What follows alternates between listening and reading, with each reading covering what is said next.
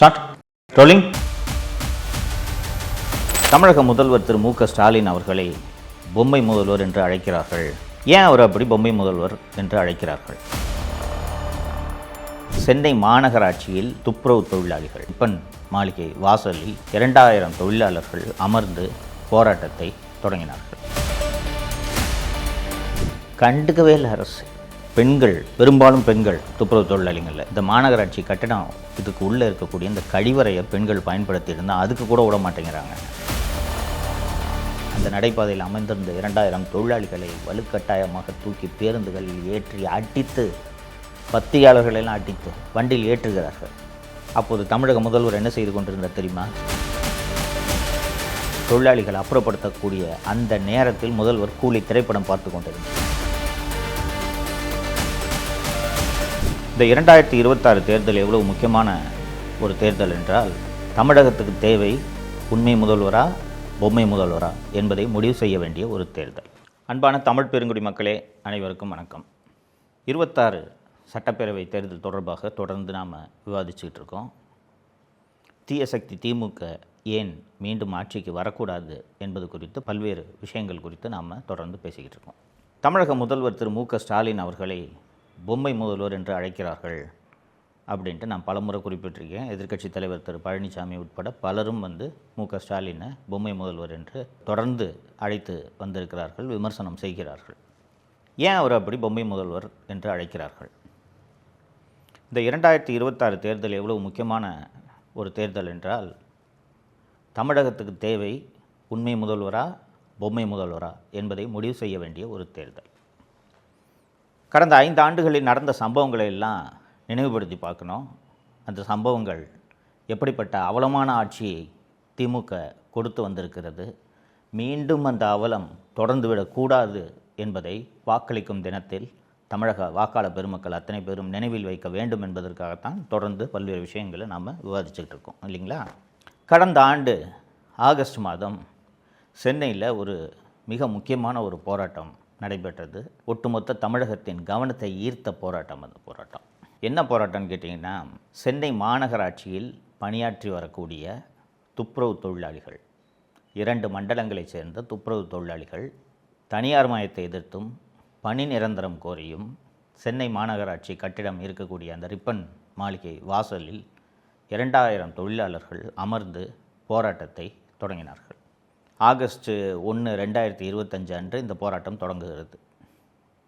எப்படி தொடங்குதுன்னா, காலையில் எப்பவும் போல் வேலைக்கு கையெழுத்து போடுறதுக்கு அவங்க போகிறாங்க. போகும்போது, நீங்கள் நாளையிலேருந்து மாநகராட்சி ஊழியர்கள், ஒப்பந்த ஊழியர்கள் கிடையாது, நீங்கள் ராம்கி என்ற தனியார் நிறுவனத்து ஊழியர்களாக நீங்கள் மாறிவிட்டீர்கள், இனிமேல் நீங்கள் தனியார் நிறுவன ஊழியர்கள் அப்படின்னு சொன்னோன்னே, என்னங்க திடீர்னு இப்படி பண்ணிகிட்ருக்கீங்க, பணி நிரந்தரம் தொடர்பான எங்களது வழக்கு உயர்நீதிமன்றத்தில் நிலுவையில் இருக்கிறது, உயர்நீதிமன்றம் இந்த பணி நிரந்தரம் தொடர்பாக அரசும் மாநகராட்சியும் விரைவில் முடிவெடுக்க வேண்டும் என்று தீர்ப்பு அளிக்கக்கூடிய சூழ்நிலையில் இந்த போராட்டம் இருந்து கொண்டிருக்கிறது, எங்கள் நிலைமை இருந்து கொண்டிருக்கிறது.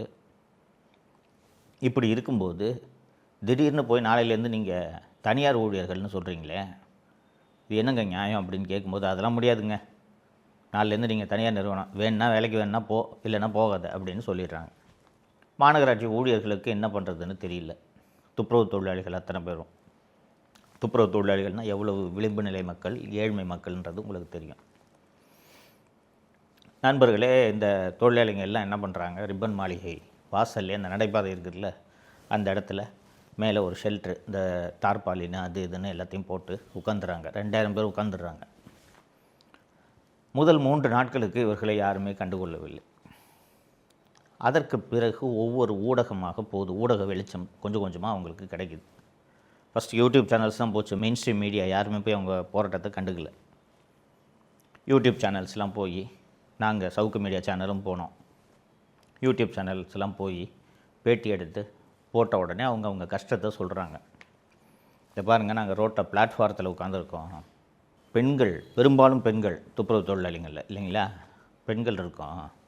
போராட்டம் தொடங்கின உடனே இந்த மாநகராட்சி கட்டிடம் இதுக்கு உள்ளே இருக்கக்கூடிய இந்த கழிவறையை பெண்கள் பயன்படுத்தி இருந்தால் அதுக்கு கூட விட மாட்டேங்கிறாங்க. இந்த போராட்டத்தை அரசு எப்படி கையாண்டுச்சு தெரியுமா?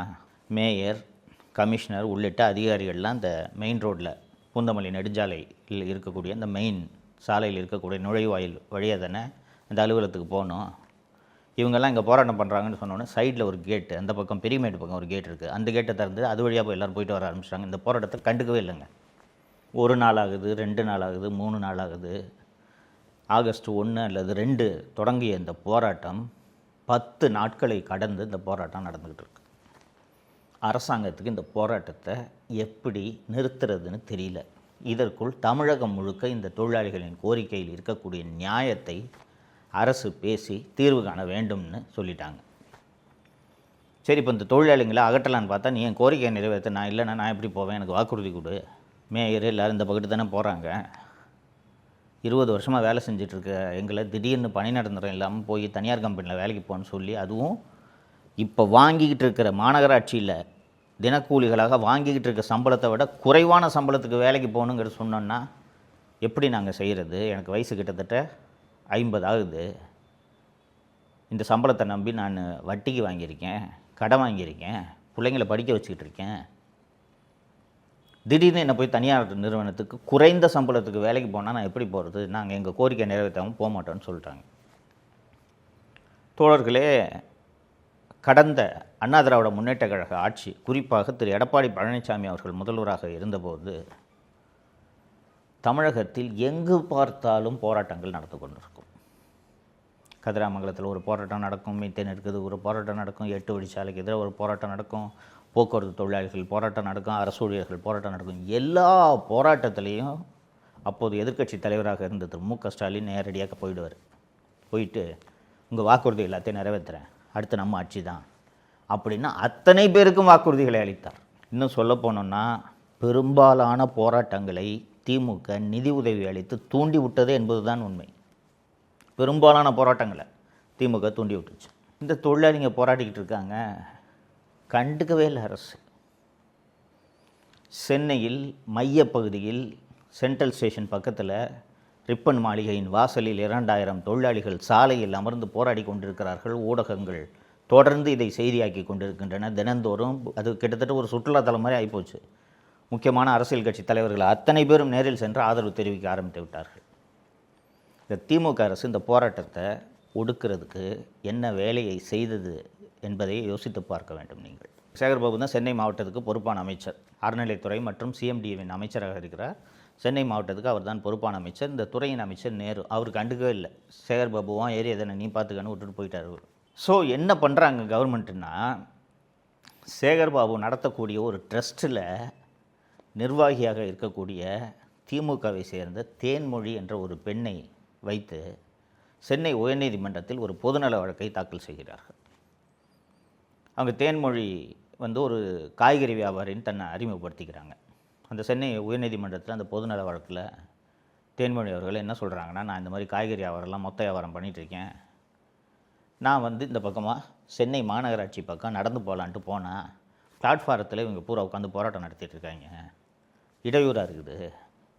உடனடியாக நீதிமன்றம் இந்த போராட்டத்தை தடை செய்து அங்கே போராடும் தொழிலாளர்களை அப்புறப்படுத்துறதுக்கு உத்தரவு போடணும் அப்படின்னு ஒரு மனுவை தாக்கல் செய்கிறாங்க. இந்த மனு எப்படி தாக்கல் செய்யப்பட்டதுன்றது தான் அந்த தேன்மொழி யாருன்ற விவரத்தை சொன்னோன்னே உங்களுக்கே தெரியும். அரசாங்கமே ஏற்பாடு செஞ்சு இந்த மனுவை தாக்கல் செய்ய வைக்குது. ஆகஸ்ட் 13 அன்று இந்த மனு தாக்கல் செய்யப்படுகிறது. நீதிமன்றம் எப்படிப்பட்ட கோணத்தில் இந்த போராட்டத்தை அணுகும், எப்படிப்பட்ட பார்வையை எடுக்கும் என்பது சொல்ல வேண்டியதில்லை. சட்டபூர்வமாக அனுமதி அளித்த இடத்தில் நீங்கள் போராட்டம் நடத்துங்கள். அனுமதி பெறாமல் போராட்டம் நடத்தினால் அவர்களை அப்புறப்படுத்த காவல்துறைக்கு அதிகாரம் இருக்கிறது அப்படின்னு நீதிமன்றம் ஒரு உத்தரவு போட்டிருக்கு. 13 அன்று மதியம் நீதிமன்றம் உத்தரவு வருது. மதியம் மாலை 4 மணி 5 மணிக்கெல்லாம் ஆயிரக்கணக்கில் காவல்துறையினர் குவிக்கப்படுகிறார்கள் அந்த இடத்துல.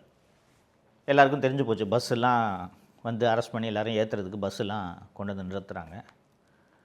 எல்லாருக்கும் தெரிஞ்சு போச்சு இன்றைக்கி போராட்டம் எப்படி நைட்டு லத்தி சார்ஜ் நடத்த போகிறாங்க அப்படின்னு. ஒரு மாநிலத்தின் முதல்வர் தனது குடிமக்கள், குறிப்பாக விளிம்பு நிலையில் இருக்கக்கூடிய துப்புரவு தொழிலாளிகள் போராட்டம் நடத்தி கொண்டிருக்கிறார்கள். அவர் தான் காவல்துறைக்கு பொறுப்பு. இன்றைக்கி நைட்டு அவங்க எல்லாரையும் அப்புறப்படுத்த போகிறாங்க அப்படின்றது முதல்வருக்கு நன்றாக தெரியும். ஒரு நல்ல முதல்வர் என்ன செய்ய வேண்டும்?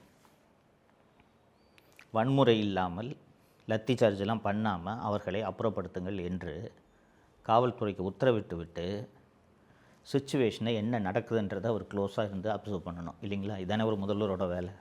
13ஆம் தேதி இரவு ஆயிரக்கணக்கான போலீஸு போய் அந்த நடைபாதையில் அமைந்திருந்த 2000 தொழிலாளிகளை வலுக்கட்டாயமாக தூக்கி பேருந்துகளில் ஏற்றி அடித்து, பத்திரிகையாளர்களெல்லாம் அடித்து வண்டியில் ஏற்றுகிறார்கள். அப்போது தமிழக முதல்வர் என்ன செய்து கொண்டிருந்தார் தெரியுமா? அன்று மாலை